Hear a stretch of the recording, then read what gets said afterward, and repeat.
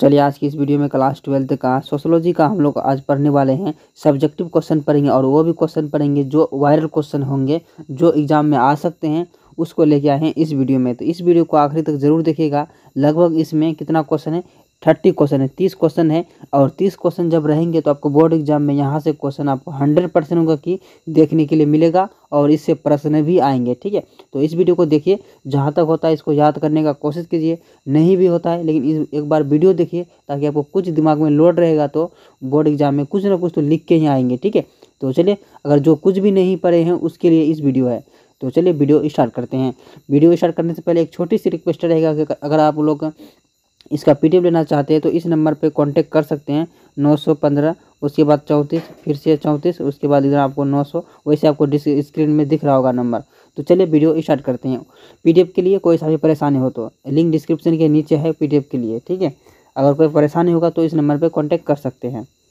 चलिए, एक नंबर में बोला जा रहा है क्या, भारत में मिश्रित अर्थव्यवस्था से आप क्या तात्पर्य है। तो भारत में आप लोग जानते हैं कि भारत में एक मिश्रित अर्थव्यवस्था है, ये आपको अच्छी तरीके से मालूम है। तो चलिए इसको थोड़ा सा पढ़ लेते हैं, आपको समझ में आ जाएगा एक ही बार में। ठीक है, देखिए इसमें बोला जा रहा है क्या, देखिए पहले यहाँ समझिए। भारत मिश्रित अर्थव्यवस्था को अपनाया गया है, बिल्कुल सही बात है। इसमें निजी और सार्वजनिक, यानी कि निजी मतलब पर्सनल और सार्वजनिक मतलब सरकारी, दोनों क्षेत्र के अस्तित्व है। ठीक है, उसके बाद निजी क्षेत्र जैसे छोटे बड़े और दोनों प्रकार के उद्यम हैं, यानी कि उसका कंपनियां जो है उद्यम हैं और सम्मिलित हैं। ठीक है, जैसे कि कृषि, आवास, निर्माण संबंधित कार्य, उपभोक्ता वस्तुओं उत्पादन आदि निजी क्षेत्र में है। ठीक है, और अगर सार्वजनिक क्षेत्र की बात करें तो देखिए, सार्वजनिक क्षेत्र में जैसे बैंक, बीमा कंपनियां, इस्पात संयंत्र और भारी इंजीनियरिंग और उद्योग, रेल, डाक व्यवस्था आदि सभी सार्वजनिक क्षेत्र के उपक्रम है। ठीक है, जैसे कि टाटा, अंबानी और बिरला और संघनिया और जैसे कि सिंघानिया जैसे कि आदि निजी क्षेत्र के प्रमुख उत्पादक हैं। ठीक है, प्रमुख क्या है, उत्पादक है। और इसमें बता दूं, इसमें बोला जा रहा है क्या, योजना काल के दौरान भारत पर्याप्त औद्योगिक विस्तार हुआ है। सार्वजनिक क्षेत्र के देश में उद्योग का आधारभूत ढांचा तैयार करने की महत्वपूर्ण भूमिका निभाई है। सरकार द्वारा सिंचाई, बिजली, सड़क, पुल, बांध, इस्पात कारखाना और खाना का विकास, हवाई अड्डा का निर्माण आदि सार्वजनिक क्षेत्र में आता है। ये सब चीज़ें मैं आपको जो बताएं, ये सब क्या आते हैं, सार्वजनिक क्षेत्र में आते हैं। जैसा कि आप लोग जानते हैं कि ये बोलते हैं ये सरकारी चीज़ है किया जाता, परंतु अब और विनिवेश की प्रक्रिया शुरू हो गया है और निजीकरण की गतिविधियां तेज़ी से हो रहा है, यानी प्रश्न कुछ तेज़ी से हो रहा है। जैसे कि आप लोग को मालूम होगा कि ट्रेन अब सरकार से हट के प्राइवेट हो चुके हैं, उसी तरीक़ा से इसी में लिखा गया है कि निजीकरण की गतिविधियाँ तेज़ी से हो रही है। ठीक है, तो ये आपको समझ में आ गया। इसमें कोई क्वेश्चन है, नहीं हुआ ना। चलिए अब 2 नंबर देख लेते हैं। इसमें बोला जा रहा है क्या, 2000 मतलब कि 122 नंबर में, इससे पहले हम लोग वीडियो बना चुके हैं। इसमें बोला जा रहा है कि भारतीय संविधान दिए गए मौलिक अधिकारों का वर्णन कीजिए और उनकी सूची बनाइए। उनकी सूची भी बनाना है। चलिए फिर देखते हैं इसका कैसे सूची बनता है। तो आपको लिख देना कि भारतीय संविधान नागरिकों के निम्नलिखित लिख देना। ठीक है, मौलिक लिख देना है। उसके बाद मैं दिखा दूँ इसका 1 नंबर में लिखना आपको क्या, इसका आंसर, जैसे कि समानता का अधिकार लिख देना आपको, उसके बाद डॉट दे देना, उसके बाद और उसके बाद आगे लिखना आपको भारत जाति, लिंग, जन्म स्थान तथा वर्ग, क्या बोला, तथा वर्ग आदि भेदभाव के बिना सभी समानता, क्या बोला जाए, समानता का अधिकार दिया गया है। भारत जैसे विषमताओं वाले देश इस अधिकार का बड़ा महत्व है। इसको लिख देना है। उसके बाद चलिए इसको देते हैं 2 नंबर में लिख देना क्या, स्वतंत्र अधिकार। इसमें आपको लिखना ये कि स्वतंत्र मतलब भारत में नागरिकों को भाषण देने के समुदाय बनाने की, आवागमन की, निवास करने की आदि पूर्ण स्वतंत्रता, इसको भी आपको ध्यान देना है। चलिए, और 3 नंबर में आपको लिखना है क्या, सांस्कृतिक एवं और शैक्षणिक। ठीक है, शैक्षणिक अधिकार, भारत में प्रत्येक नागरिकों को अपनी भाषा एवं संस्कृति का विकास करने का पूर्ण स्वतंत्रता प्राप्त है। चलिए, और आपको 4 नंबर में लिख देना क्या, धार्मिक स्वतंत्रता का अधिकार। इसमें आपको लिखना है क्या, भारत एक धर्मनिरपेक्ष राज्य है। ये आपको अच्छी तरह से मालूम है। अतः इनके नागरिकों को किसी भी धर्म का अनुसरण करने का अधिकार है, यानी कि कोई सा भी धर्म ये अपना सकता है, कोई मना नहीं है। ये आपको अगर समझ में नहीं आ रहा है तो मैंने बताया। चलिए, और 5 नंबर में लिखना है क्या, शोषण के विरुद्ध अधिकार, आपको डॉट देना है, फिर से वही लिखना है क्या, भारत संविधान के अनुसार कोई भी व्यक्ति किसी दूसरे का शोषण नहीं कर सकता, मतलब यानी कोई दूसरे का बुराई नहीं कर सकते हैं।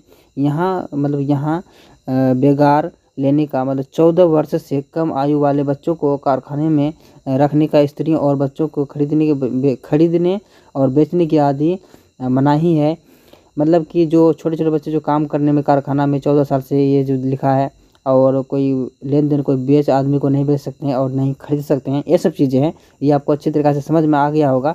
ठीक है, इसमें थोड़ा सा अगर ध्यान देंगे तो समझ में आ जाएगा। सोशियोलॉजी सबसे हल्का विषय, इसमें मैं बताना नहीं चाहता हूँ ज़्यादा।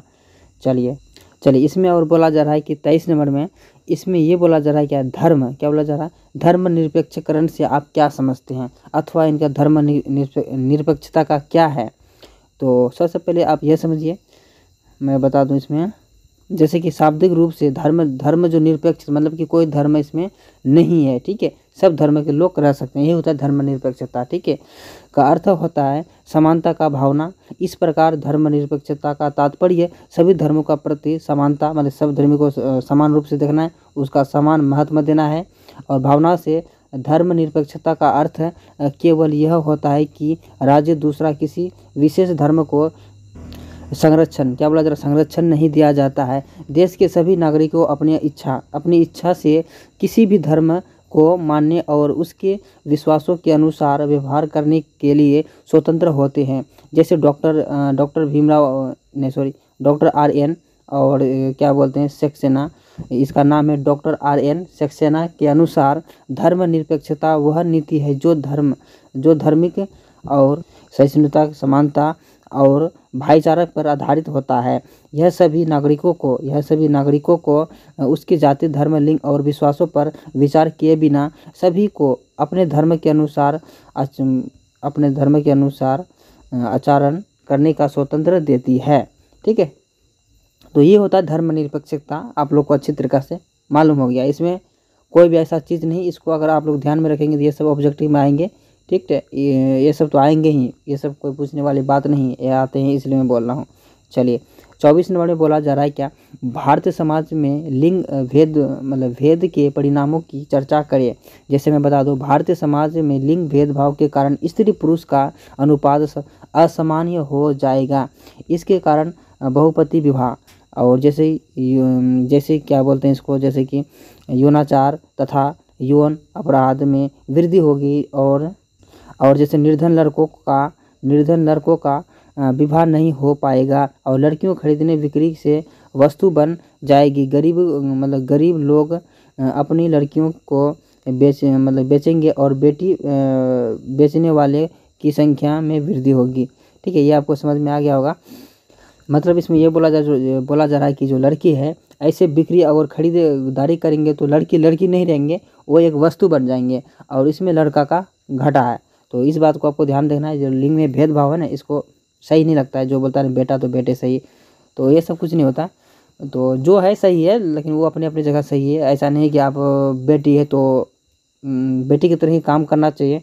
ऐसा नहीं कि जो लड़का करते हैं वो भी करना ज़रूरी नहीं है, ऐसा भी करते हैं। लड़की भी आजकल कम नहीं है, लेकिन एक ऊपर वाले दिए हैं कि दोनों अलग अलग।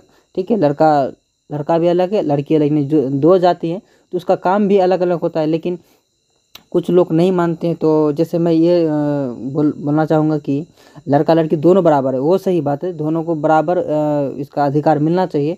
लेकिन कुछ चीज़ें होती है कि थोड़ा सा कमी रहने से फ़ायदा होता है। मतलब मेरा कहने का मतलब ये है, चाहे लड़का हो चाहे लड़की, अपनी अपनी जगह दोनों बेस्ट है। ठीक है, तो इस पर ज़्यादा मैं चर्चा नहीं करना चाहूँगा।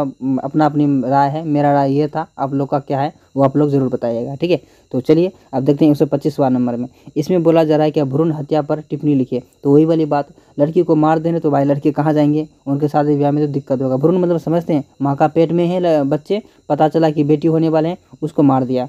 तो यही बताया जा रहा है इसमें। तो ये भ्रूण पर हत्या पर जो टिप्पणी लिखना है आपको, तो देखिए इसमें वही वाली बात हो गया। बच्चों को माँ के गर्भ में ही मार देना भ्रूण हत्या कहलाता है। कहलाता है। ठीक है, लोग गर्भ में ही बच्चे के लिंग का परीक्षण मतलब टेस्ट कर लेता है, और यदि बच्चा लड़की होता है तो उसकी हत्या कर दिया जाता है।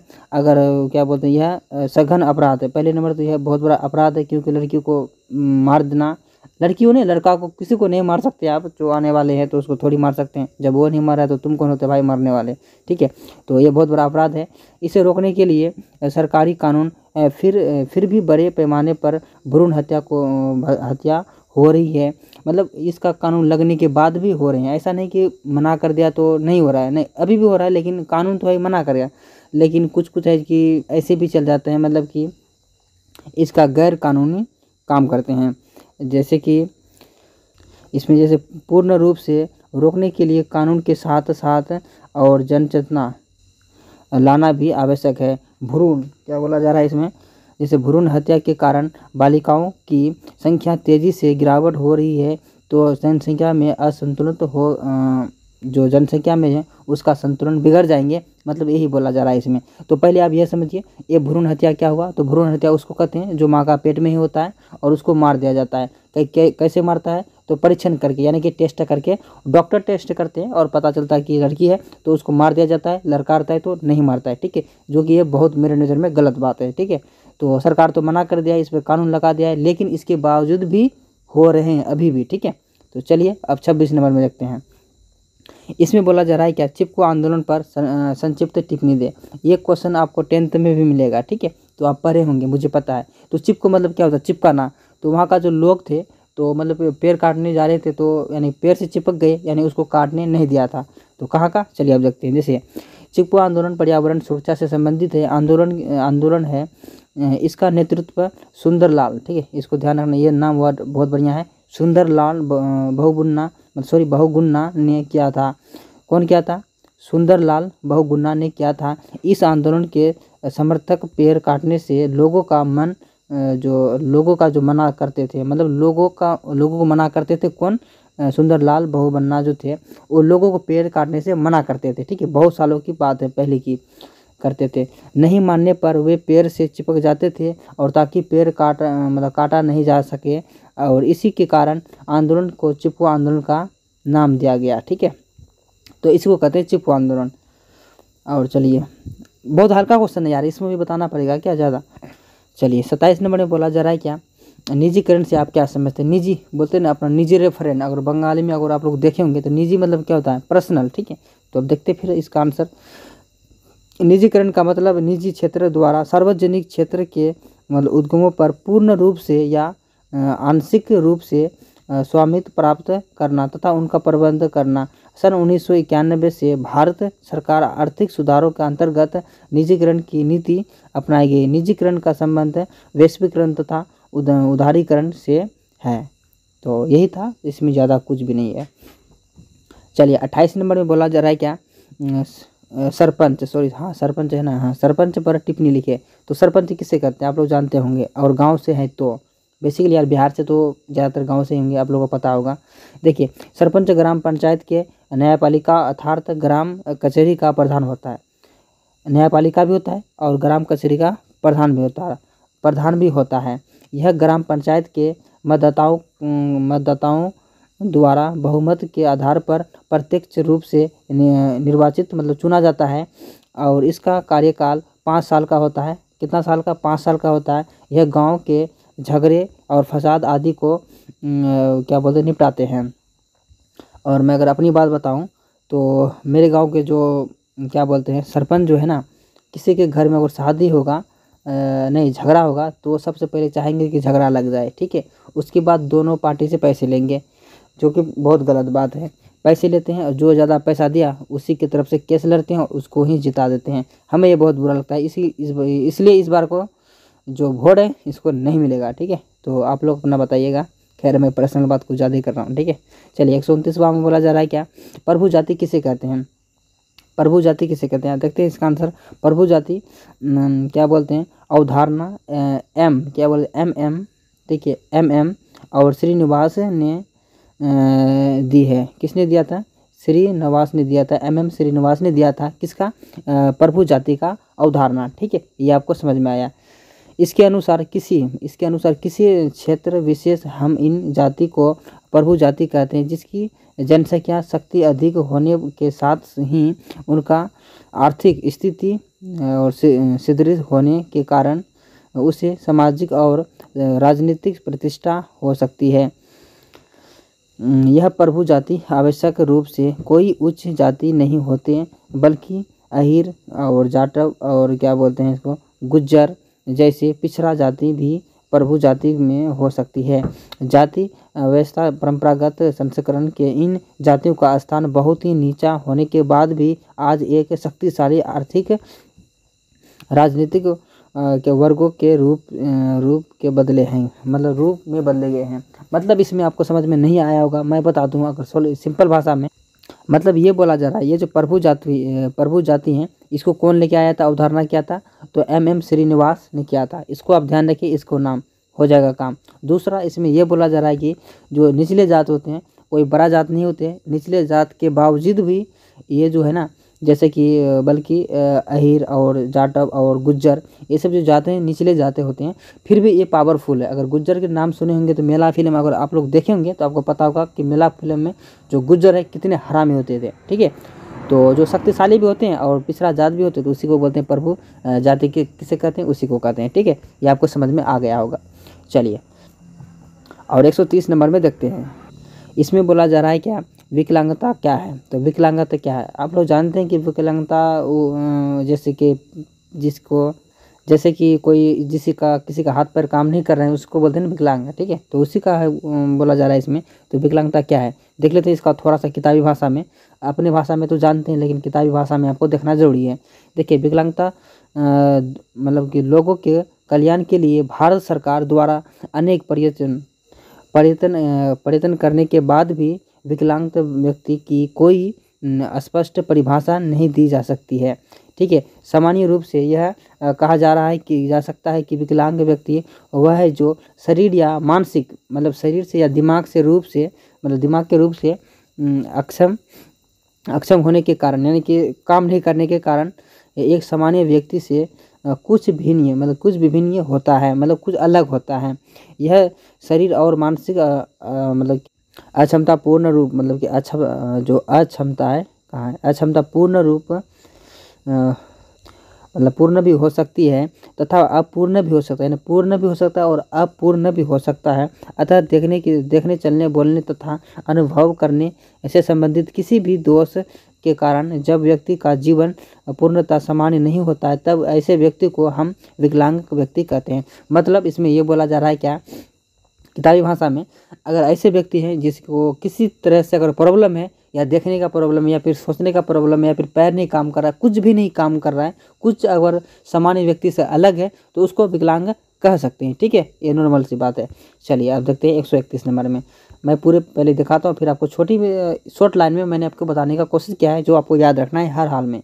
चलिए 31 नंबर में बोला जा रहा है क्या, पंचायती राज का अर्थ बताइए। तो पंचायती राज का अर्थ क्या होता है।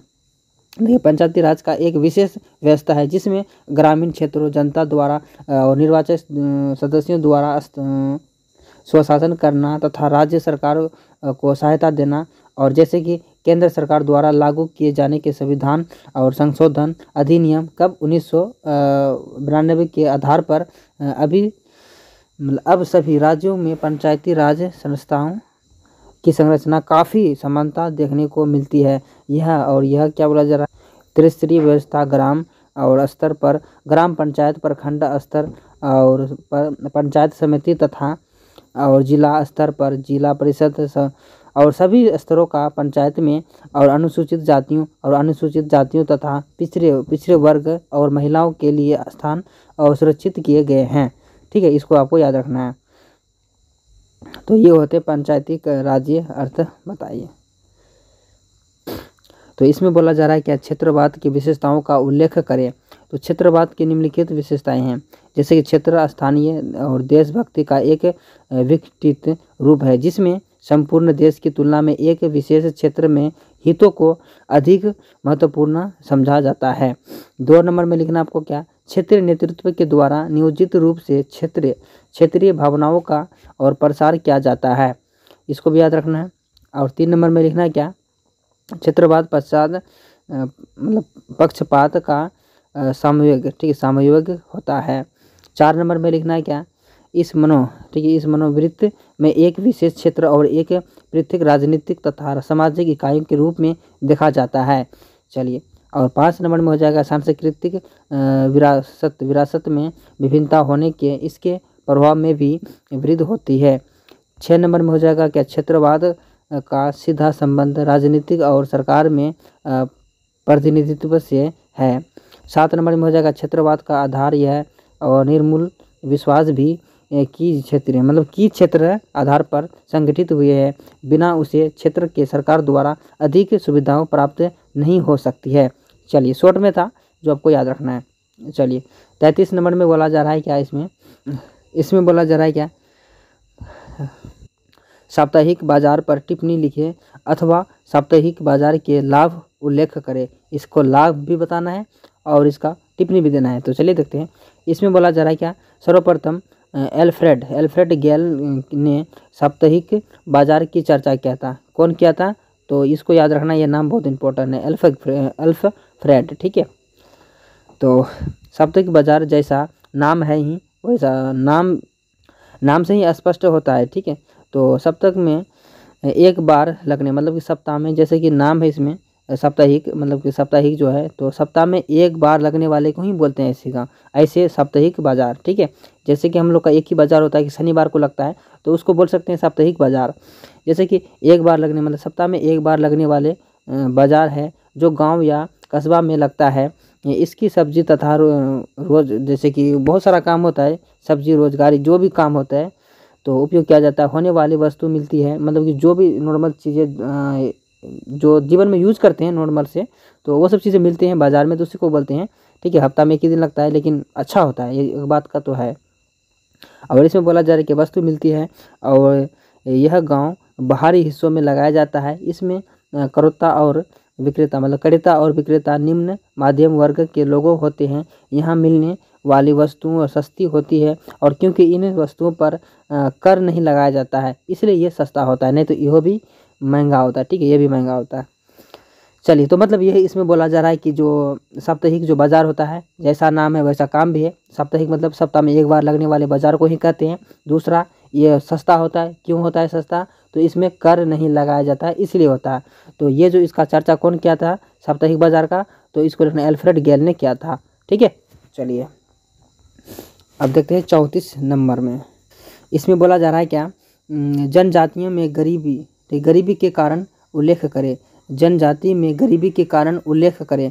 जनजाति के मुख्य समस्याएं गरीबी है, जिसके निम्न कारण है, जिसके क्या है, निम्न कारण, जैसे कि कुटीर उद्योग का पतन, खेती का पिछड़ापन, भूमि का निष्कासन का समस्या और वन अधिकारियों द्वारा शोषण और पुनर्वास की समस्या। तो ये सब चीज़ें होती हैं। तो जनजातियों की मुख्य समस्या क्या है, तो गरीबी का यही सब कारण है, तो इसको याद रखना है। बहुत अच्छा क्वेश्चन था, मैं इससे ज़्यादा नहीं बताऊंगा कि कितना इंपॉर्टेंट था, आप लोग समझ सकते हैं। चलिए 35 नंबर में बोला जा रहा है, 135 नंबर में, वर्ग व्यवस्था से आप क्या समझते हैं। वर्ग व्यवस्था से आप क्या समझते हैं, तो वास्तव में वर्ग व्यवस्था आर्थिक और विविधीकरण का मुख्य आधार है। आज के विकासशील समाजों में जो व्यक्ति जितना अधिक योग्य है उसका जो उत्पादन के साधन पर उत्तम ही अधिकार होता है जा रहा है। इस प्रकार वर्ग तात्पर्य लोगों के ऐसे समूह के होते हैं जिनमें संपत्ति या आय और व्यवसाय, शिक्षा और प्रभाव के आधार पर दूसरे समूह से पृथक किया जा सकता है, ठीक है, पृथक किया जा सकता है। और वर्ग व्यवस्था में व्यक्तियों समाज में जो भी परिस्थिति मिली होती है वह स्वयं उसी के द्वारा अर्जित की जाती है, ठीक है। तो ये था कुछ इसमें चीज़ें जो आपको समझ में आनी चाहिए। चलिए, जो चीज़ें लगता है कि आपको समझ में आ सकता है तो मैं उसको बता दिया हूँ, ठीक है। जो नहीं आता है तो उसको याद कीजिए, जैसे वो याद कीजिए, बस याद करना है। टाइम कम है इसलिए मैं बोल रहा हूँ, नहीं तो नहीं बताते, नहीं तो फिर मैं एक बगल से एक एक क्वेश्चन बताते और आराम से डिटेल से बताते। कम टाइम है इसलिए मैं बता रहा हूँ। चलिए, संयुक्त परिवार पर संक्षिप्त टिप्पणी लिखें। देखिए, एक सामाजिक संस्था के रूप में संयुक्त परिवार भारत की प्राचीन विशेषता रही है। यह परिवार का वह रूप है जिसमें माता पिता अपने विवाहित पुत्रों और पुत्रों के साथ, ठीक है, पुत्रों के साथ रहते हैं। और इरावती वर्ग, ठीक है, वर्वे ने संयुक्त परिवार के परिभाषित करते हुए कहा है कि संयुक्त परिवार ऐसे व्यक्ति का समूह है जो एक ही घर में रहते हैं, एक ही रसोई में बना भोजन करते हैं और जिसकी संपत्ति संयुक्त होते हैं और पूजा उपासना और मिलजुल कर हिस्सा लेते हैं तथा किसी न किसी रूप में एक दूसरे के रक्त में संबंधित होते हैं। मतलब कि संयुक्त परिवार क्या हुआ, जैसा नाम भी है यार आप लोग समझ सकते हैं, इसमें बताना पड़ेगा क्या संयुक्त मतलब क्या, मिला हुआ। तो जैसे कि चाचा, जैसे कि बड़े पापा, ठीक है, तो ये सब चीज़ें मिला हुआ रहेंगे तो संयुक्त परिवार वो उसको बोल सकते हैं। अगर आपका घर में 4 भाई बहन सबका शादी हो चुके हैं तो, ठीक है, हो चुके हैं उसके बाद भी रह रहे हैं साथ में मिलजुल के, तो वो हो जाएगा आपका संयुक्त परिवार। ठीक है, मैं ज़्यादा नहीं बताऊँगा इसमें। तो देखिए इसको लाने वाला का नाम क्या था ये बता सकते हैं, इसका नाम था, ये अभी आपको बताए थे, क्या नाम था, हाँ चलो मैं बता दूंगा, ठीक है। वैसे तो ऑब्जेक्टिव में आएगा ये, ठीक है, ऑब्जेक्टिव में तो आएगा ही, ठीक है। चलिए 137 नंबर में बोला जा रहा है क्या, माल्थस के अनुसार, किसके अनुसार, माल्थस, ठीक है, माल्थस के अनुसार जनसंख्या वृद्धि वृद्धि किस प्रकार का नियंत्रित की जा सकती है। मतलब इसमें कहने का मतलब है जो माल्थस के अनुसार जनसंख्या वृद्धि किस प्रकार नियंत्रित किया जा सकता है, यानी कि उसको कंट्रोल किस प्रकार किया जा सकता है माल्थस के अनुसार। चलिए इसका आंसर देखते हैं। इसमें बोला जा रहा है क्या, माल्थस के अनुसार कृत्रिम और निरोधी द्वारा, जैसे कि बड़ी उम्र की विवाह करने या यौन संयम रखकर अथवा ब्रह्मचार्य का पालन करके और सीमित जनसंख्या में बच्चे पैदा करने का जनसंख्या वृद्धि को नियंत्रित किया जा सकता है। और माल्थस के अनुसार अलाव, ठीक है, अकालों के बीमारियों के कारण जनसंख्या वृद्धि को रोका जा सकता है। और क्योंकि इन अकालों से होने वाली लोगों की मृत्यु के द्वारा खाद्य आपूर्ति व जनसंख्या में असंतुलित कायम किया जा सकता है। मतलब इसमें इसका कहने का मतलब यह है कि अगर आपको नियंत्रण रखना है तो सबसे पहले आपको बच्चे कम पैदा करना पड़ेगा, ठीक है।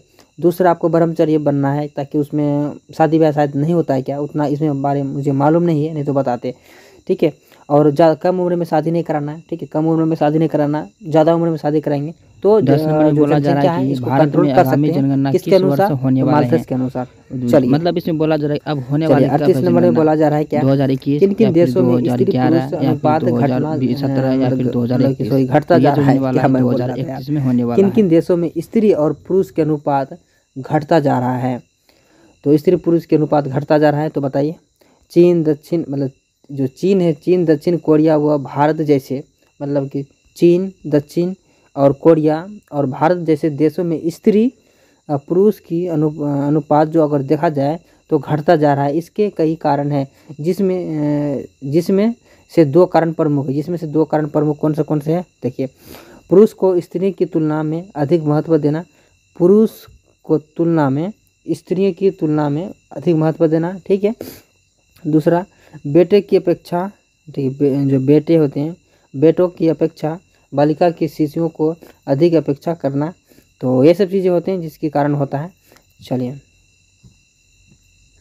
और 39 में बोला जा रहा है कि ग्रामीण लोगों द्वारा गाँव से शहर की ओर आकर्षित होने के 2 कारण बताए। मतलब गांव के जो लोग होते शहर की ओर खिंचाव महसूस करने के लिए, यानी कि कमाने के लिए जाते हैं शहर, तो बताइए इसका कारण।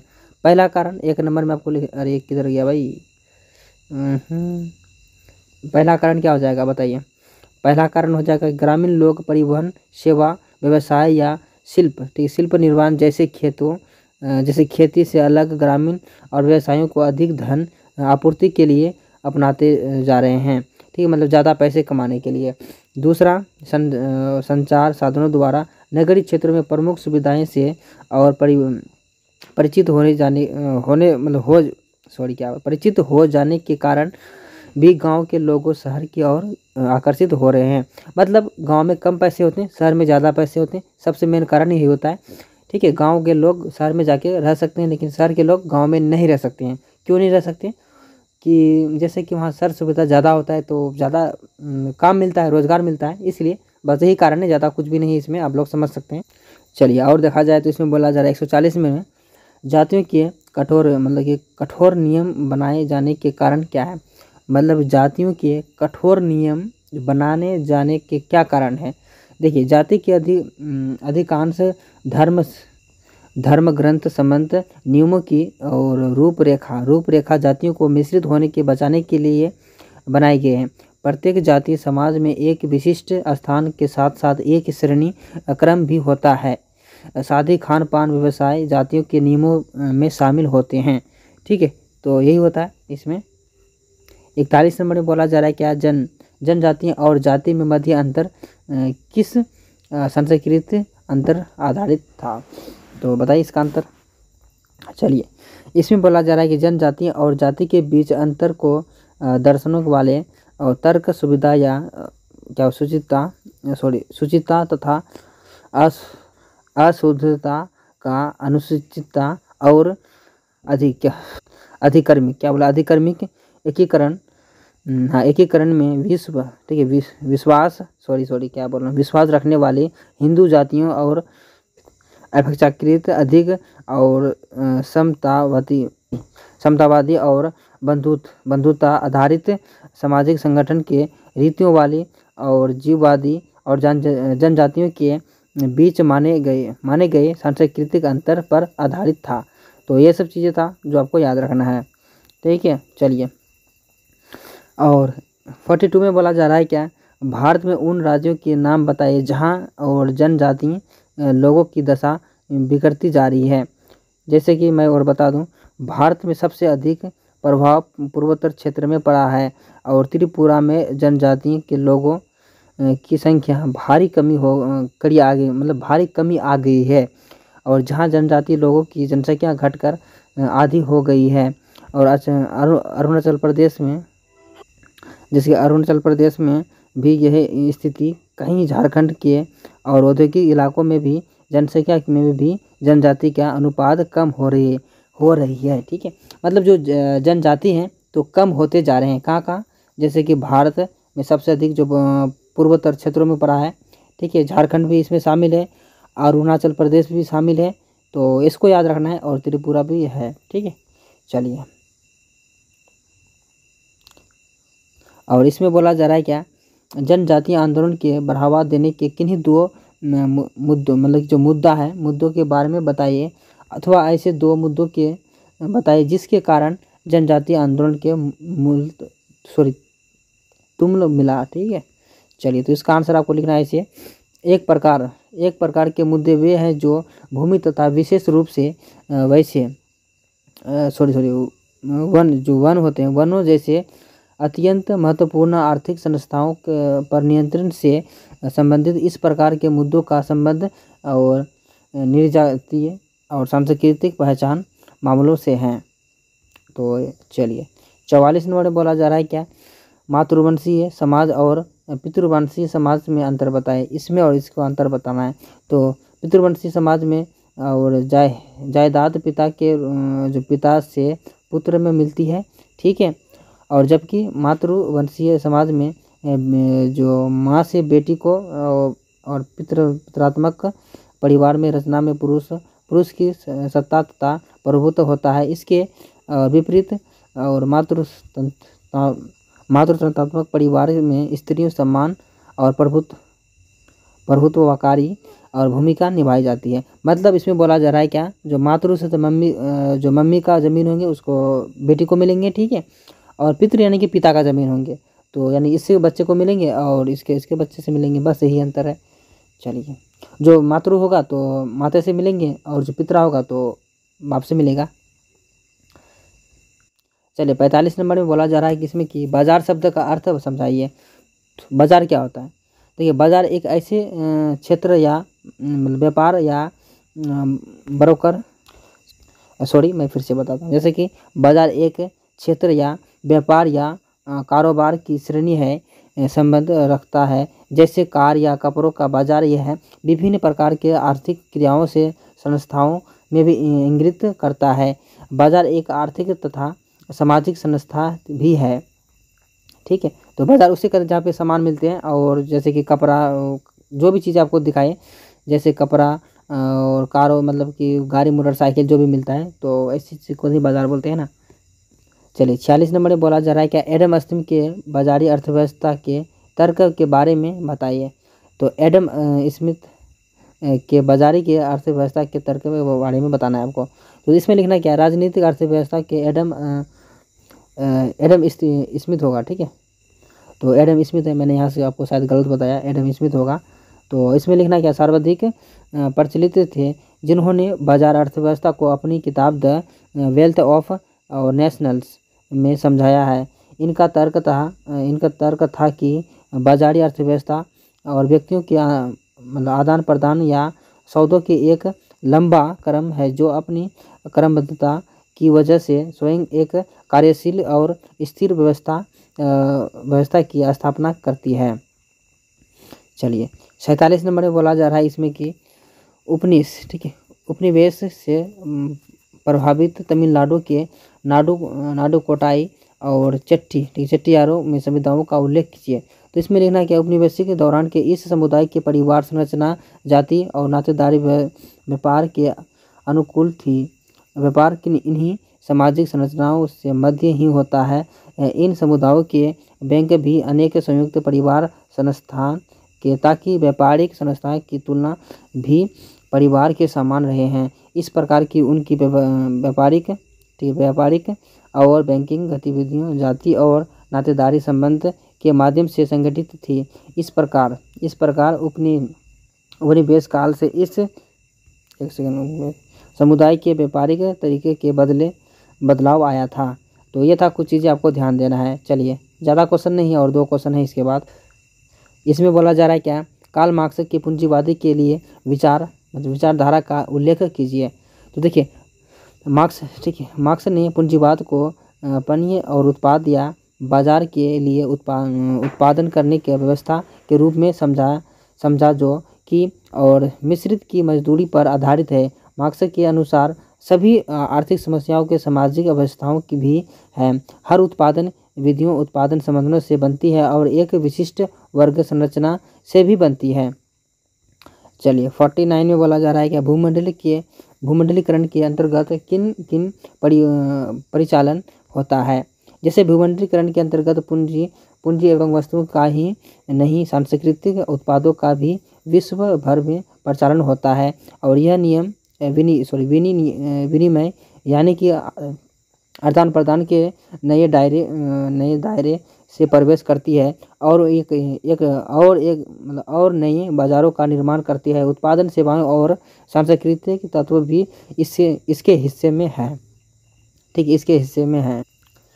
चलिए लास्ट और आखिरी क्वेश्चन में इसमें बोला जा रहा है ये कि पुष्कर मेले के बारे में बताइए। पुष्कर मेले के बारे में बताना है। देखिए पुष्कर एक वार्षिक मेला है जो राजस्थान में लगता है। इसके मेले में स्थानीय लोगों अथवा दूर दराज के लोगों पशु जैसे ऊँट व अन्य पशुओं जैसे बेचने खरीदने आते हैं। यह मेला पर्यटकों के लिए काफ़ी आकर्षण का कारण है क्योंकि यह कार्तिक पूर्णिया के ठीक पहले आता है जब हिंदू तीर्थ यात्रा और पवित्र पुष्कर तालाब नहाते हैं। मतलब जो पवित्र जो पुष्कर तालाब में नहाते हैं तो बहुत पवित्र माना जाता है, तो उसको भी याद रखना है आपको। तो ये था आज का कुछ वीडियो जो मैंने आपको बताने का कोशिश किया शॉर्ट टाइम में, कम टाइम में। तो अगर आपको इस पर भी कोई अगर क्वेश्चन है तो डायरेक्ट मुझे इस नंबर पे पूछ सकते हैं 915 उसके बाद 34 फिर से आपको लिखना 34 उसके बाद एक दिन आपको 900, ठीक है। तो इस नंबर पे कांटेक्ट करके आप मुझे बता सकते हैं क्या आपको दिक्कत है। दूसरा इसका पीडीएफ भी लेना चाहते हैं तो इसी नंबर पे आपको कांटेक्ट करना पड़ेगा। दूसरा लिंक डिस्क्रिप्शन में मिलेगा, वहाँ टेलीग्राम से आपको फ्री में पीडीएफ मिल जाएगा। तो मिलते हैं नेक्स्ट वीडियो में, तब तक के लिए बाय।